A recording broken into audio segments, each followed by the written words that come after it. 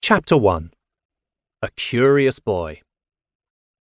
Charles Spurgeon was born on June 19th, 1834, in Kelvedon, a village in the district of Essex, England, the first of John and Eliza's 17 children.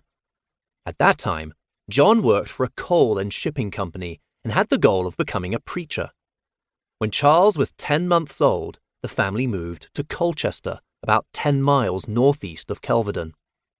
About 8 months later, just before their second child was born, John and Eliza thought it best to send Charles to live with his grandparents, James and Sarah, in nearby Stambourne.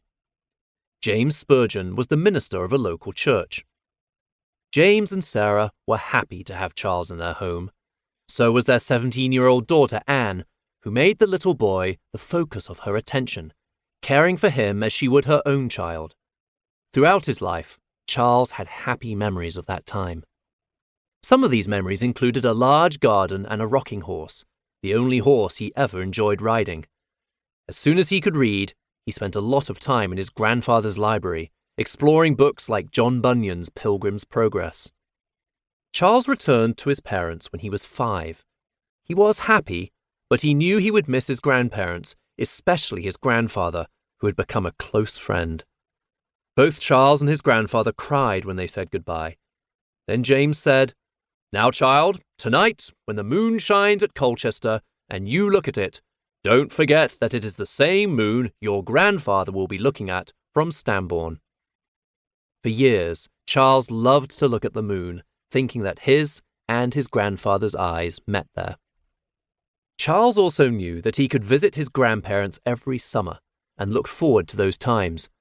Once, when he was about 7, he heard his grandfather speak with concern about a man from his church who spent a lot of time drinking beer at the local tavern. Charles didn't want to see his grandfather sad and decided to do something about this situation. The next day, he walked to the tavern, stood in front of the man, and pointed his finger at him, asking what he was doing there. "I'm ashamed of you," he said. "I wouldn't break my pastor's heart, I'm sure." Then he walked away. The man was furious. How could a little boy talk to an older person like that? He rushed to the Spurgeons' home to talk to Charles's grandfather. On the way there, he realized Charles was right. After asking the Lord for forgiveness, he still went to James Spurgeon, but only to tell him that he was sorry. At his grandparents' home, Charles met many interesting people, including some visiting missionaries. One of them, Richard Nill, was particularly impressed by Charles's intelligence and ability to speak, and asked if he could spend time with him every morning to talk about Christ. Charles agreed, and Nill woke him up every day at 6 to talk and pray together in the family garden.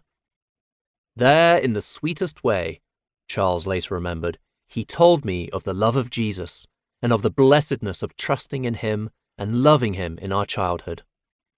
With many a story he preached Christ to me and told me how good God had been to him, and then he prayed that I might know the Lord and serve him. Nill spent time with Charles for 3 days, listening to him and answering his questions.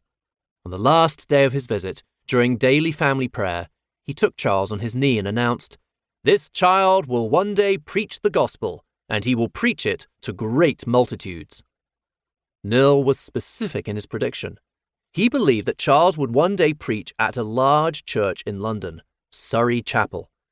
He gave Charles a 6pence, about 30 British pounds or $40 US today, on condition that he learn William Cowper's hymn, "God Moves in a Mysterious Way." He then made Charles promise that he would sing this hymn with the Christians at Surrey Chapel when he preached there. Sure enough, Spurgeon went on to preach to thousands of people. He also preached at Surrey Chapel and sang Cowper's hymn there. Charles continued to do well in his studies. His grades dropped only once during a time when his teacher placed the worst students at the back of the class. But that's where the heater was. In the cold winter, Charles began to fail his tests just to be moved closer to a source of heat. When the teacher understood the problem, he reversed the position of the students, and Charles's grades improved.